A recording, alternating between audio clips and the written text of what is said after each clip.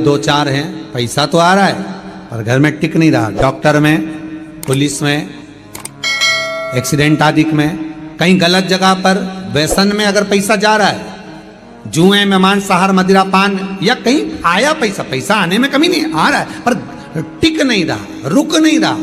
कोई मांगने आ गया, दे दिया, फिर वहां से अपने पास नहीं आ रहा, अपन कह रहे हैं भैया हमारा पैसा लौटा दो, नहीं आ रहा। तो महाराज शिव महापुराण की कथा कहती है, एकादशी के दिन गंगा के जल में मात्र 7 बेलपत्री डालकर जो नंदीश्वर भगवान अर्थात जो शंकर जी के शिवलिंग के सामने नंदी होता है, उस नंदी के चरण पर गंगा का जल चढ़ाकर बेलपत्री शिव पर समर्पित कर देता है, उसके घर में रुपया रुकना चालू हो जाता है, फिर वो गलत जगह पर नहीं जाता, गलत स्थान पर वो धन जाएगा ही नहीं। लेकर आइए कि मेरा ये कार्य है बाबा और आपको करना है। लाखों के दुखड़े जो तू हर गया डमरू वाले, फिर मेरे दुखड़ों को देखकर क्यों डर गया डमरू वाले।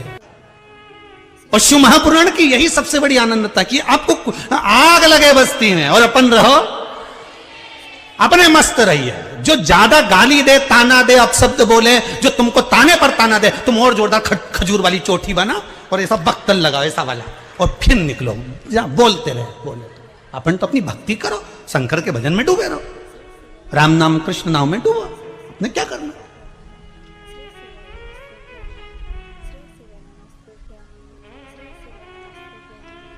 महाराज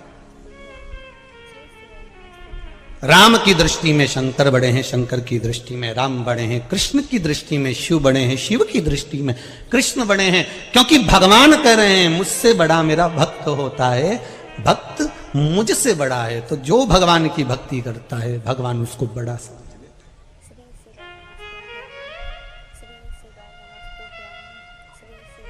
फिर वो कैसा भी भक्त हो। देवराज नाम का ब्राह्मण चोरी का धन लेकर शंकर जी के मंदिर में गया था। ब्राह्मण देवता कथा सुना रहे थे और एक क्षण की कथा उसके कानों में पड़ गई और वहां से वो चल दिया। अब जो ब्राह्मण देवता कथा सुना रहे थे उनको क्या मालूम था कि चोर है, वो तो भक्त समझ रहे थे।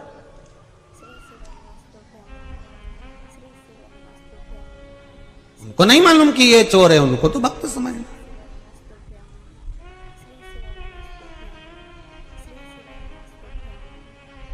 जैसे बेलपत्र के वृक्ष के नीचे चढ़ाया गया पानी हमारे पितरों को प्राप्त हो जाता है, शिव जी को चढ़ाया गया पानी 33 कोटि देवताओं को प्राप्त हो जाता है। उसी तरह भगवान देव अधिदेव महादेव को समर्पित करा गया एक बेलपत्र 3 लोक के हमारे संपूर्ण देवी देवता जो भी विराजमान है उन सबको प्राप्त हो जाता। जल की बड़ी महत्वता है कि जल शिव जी को जब चढ़ाया जाता है, जल जब हम बेलपत्री के पेड़ के नीचे चढ़ाते हैं, पीपल के वृक्ष के नीचे जल चढ़ाते हैं, आंवले के वृक्ष के नीचे जल चढ़ाते हैं, तो उसकी कितनी कितनी महत्वता होगी, उसकी कितनी मूलता है। दुनिया के लोग भले ना समझे पर उसमें पहले का नियम है हमारा, पहले जो भोजन होता था, भोजन बनता था, उसमें आंवले की खटास डाली जाती थी। आज के जमाने में तो लोग टाटरी डाल दें, नींबू डाल दें, ये सब बात की बातें। आंवला इसलिए डालते थे क्योंकि हड्डियां मजबूत रहती थी। अब आज के समय में तो कहाँ लोग बस वो चमनप्राश मिल जाए आंवले का तो खा ले, पर नियम अगर माताएं बनाए कि आंवला नवमी पर आंवले के वृक्ष से आंवले लेकर आवे, आंवला नवमी के समय पर बहुत आंवले आते हैं तो उसके बाद में उसके पहले कभी भी लिया और आंवले के आंवले इकट्ठे कर कर वही जब दाल सब्जी भाजी बनाओ उसमें पटक दो थोड़ा सा एक आधा आंवला, तो उसका जो रस तत्व है शरीर की हड्डियों के लिए अच्छा। तो हमारे यहाँ बेलपत्री का वृक्ष, पीपल का वृक्ष, आंवले का वृक्ष, इन तीनों जगह पर जो जल चढ़ाया जाता है उसकी महत्वता भी हमारे यहां दर्शाई गई था। इंदौर से आपको कहा था कि सोमवार की जो अष्टमी है ये शिव और पार्वती के मिलन का बिंदु है। शंकर और पार्वती के एक मिलन का सुख है और केवल मेरा देव अधिदेव महादेव अकेली पार्वती नहीं, पार्वती जी के जितने जितने अंश हैं, मां जगजननी के जितने स्वरूप हैं, 64 योगिनियों के साथ में भगवत भजन में, स्मरण में भगवान शिव की भक्ति को धारण करना और शिव में ही समा जाना।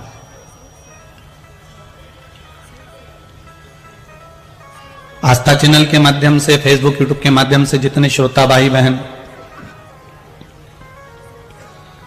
भगवान शिव की इस पावन कथा को सुन रहे हैं, उन सब से कहूंगा 7 बेलपत्र, 1 लोटा पानी, 1 जल का पात्र, और उस 7 बेलपत्र में भी मध्य की बेलपत्र में बीच वाली पत्ती पर केसर का भाग घिस कर चंदन बनाकर उससे ओम लिखकर, और दोनों जो पत्तियां हैं उस पर गणेश जी, रिद्धि सिद्धि और माता पार्वती जी का, कार्तिकेय जी का स्मरण कर कर उस पत्ती पर केसर चंदन की बिंदी लगाकर बाबा देव अधिदेव महादेव को अशोक सुंदरी की जगह पर समर्पित करिए।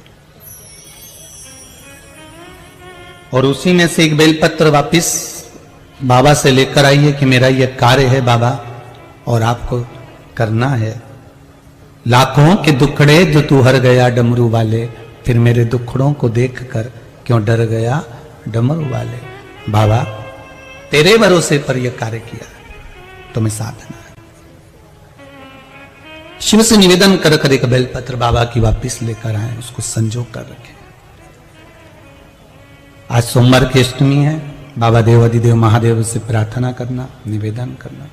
शंभो शरण पड़ी मांगू घड़ी रे घड़ी, दुख कारो दया करी न दर्शन आपो, दया करी न दर्शन आपो। हे बाबा, इस जीवन के सारे दुखों को, सारे कष्टों को आप काट दीजिए और कृपा करिए कि आपका दर्शन, आपका दीदार, आपके स्वरूप का दर्शन मुझे हो जाए, ये आप कृपा करिए। उसकी महत्वता भी दर्शाइए। एक अच्छी बात सुनो, बहुत बाबा की कथा में प्राप्त हो और जीवन का कल्याण हो। कभी किसी मकान का उद्घाटन कर रहे हो, किसी दुकान का उद्घाटन कर रहे हो, महाराज मकान का, दुकान का आप उद्घाटन कर रहे हैं, उसको प्रारंभ कर रहे हैं, तो प्रयास करा करो कि पीपल के वृक्ष के नीचे की थोड़ी सी मट्टी, आंवले के वृक्ष की थोड़ी सी मट्टी, थोड़ी सी बेलपत्री के वृक्ष के नीचे की मट्टी, थोड़ा आंकड़ा, जो आंख होता है, जो शिव जी को फूल चढ़ता है सफेद आंख का, उसके नीचे की मट्टी, इन माटी को लाकर जहां नए मकान का मुहूर्त हो रहा हो या नए मकान में अपन जा रहे हो या उस मकान में कहीं पूजन आदि करा रहे हो, तो गाय के गोबर के साथ में, गौ माता का जो गोबर है, गौमूत्र है, उसके साथ में इन माटी को लेकर थोड़ा सा भाग लीप लेना चाहिए। क्यों? क्योंकि बेलपत्री के वृक्ष के नीचे लक्ष्मी जी का वास है, पीपल के वृक्ष के नीचे नारायण और लक्ष्मी का वास है, शनि का वास है, भगवान शिव का वास है। इसलिए शिव जी का एक नाम है पिपलेश्वर महादेव। दधीचि ऋषि की अस्थियां जाने के बाद में सुभाष ने जो अपना गर्भ था उसको पीपल के कोटर में रख दिया था और पीपल के वृक्ष का फल खाकर वो बच्चा जीवित रहा था जिसका नाम पिपलाद हुआ था। शिवजी ने उसको वर प्रदान करा था, इसलिए उसका भगवान शंकर का नाम पीपल के वृक्ष के नीचे पिपलेश्वर महादेव पड़ गया था।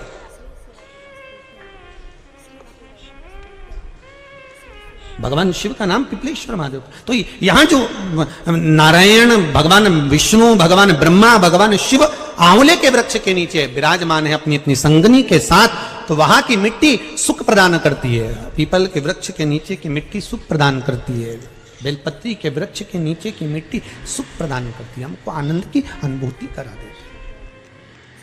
कई बार आपको कहा कि आपके यहां अगर धन की कमी पड़ रही है, पैसा नहीं आ रहा, व्यापार नहीं चल रहा, दुकान नहीं चल रही, धंधा नहीं चल रहा, नौकरी नहीं लग रही, सर्विस नहीं लग रही, तो हमने बार बार आपको कहा है कि सोमवार एक दिया बेलपत्री के पेड़ के नीचे लगाओ घी का, और एक दिया शंकर के मंदिर की चौखट पर लगाकर।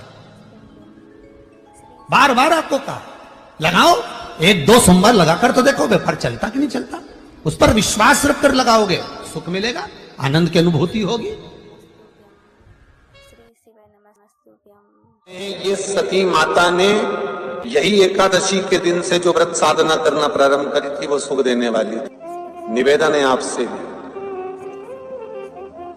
कोई कार्य अटक रहा है, तकलीफ आ रही है, दुख है, लक्ष्मी नहीं आ रही, परेशान हो, 108 बेलपत्र की, जो बेलपत्र होते हैं उसकी, इसको छेद तो करते नहीं है सुई से, बेलपत्र की डंडी को बांधते जाओ 108 बेलपत्र की माला बना लो, और माला बनाकर भगवान शंकर के गले में, शंकर के शिवलिंग को जो चढ़ा देता है, उसकी मनोकामना भगवान शंकर पूरी कर देती हैं। अट्टा एकादशी 108 बेलपत्र की माला बनाकर शंकर भगवान को समर्पित करी जाती है। माता लक्ष्मी ने भगवान विष्णु को पाने के लिए तुलसी की माला बनाकर समर्पित करी थी, जैसे सती ने शिव को पाने के लिए, कामना को पूर्ण करने के लिए। शास्त्र कहता है घर के बुजुर्गों को, घर के बड़ों को, जेठ जेठानी हो, सास ससुर हो, घर में जो तुम्हारी उम्र से बड़ा हो, उसको आज पीला फूल या पीली चने की दाल या पीला वस्त्र, कुछ भी पीली सामग्री आज घर के बड़ों को देना चाहिए। क्यों देना चाहिए? तो शिव महापुराण की कथा कहती है कि जो शुक्ल पक्षी की एकादशी के दिन पीली वस्तु का दान दे देता है, घर के किसी ब्राह्मण को देने नहीं जाना, किसी मंदिर में देने नहीं जाना, आपके ही घर में, आपके ही घर के बड़ों को कोई सी भी पीली चीज का दान कर सकते। फूल हो, मिठाई हो, कोई अनाज हो, कोई वस्त्र हो, पीली वस्तु का दान दे दे। क्यों होगा? क्या होगा उससे? शिव महापुराण की कथा कहती है उससे जिंदगी में कभी बड़ी बीमारी प्रवेश नहीं करती। सनातन धर्म कहता है बट वृक्ष की पूजन करने वाला, बट वृक्ष के नीचे शिव की आराधना करने वाला, लोम समर्पित कर जल चढ़ाने वाले का जैसे कर्ज मुक्ति होती है, उसी तरह आंवले के वृक्ष के नीचे मात्र ताजा मिष्ठान दूध का बनाकर उस सामग्री को भगवान आंवले के वृक्ष के नीचे पूजन करने से लक्ष्मी और संपदा की वृद्धि होती है। जैसे शमी का पौधा, शमी का वृक्ष, शमी के वृक्ष के नीचे मात्र दूध और जल मिला हुआ जल, शमी के वृक्ष के नीचे मात्र ओघड़दानी अवधूतेश्वर महादेव के नाम से केवल हफ्ते में एक बार भी अगर दूध और जल का मिश्रण शमी के पौधे के नीचे कर दिया जाता है, तो कहते हैं शरीर में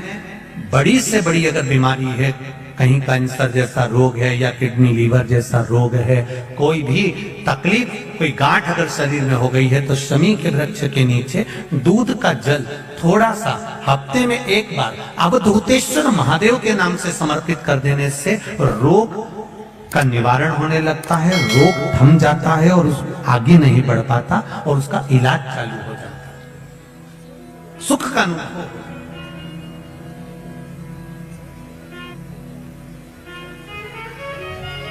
बस एक बात का स्मरण रहे आप,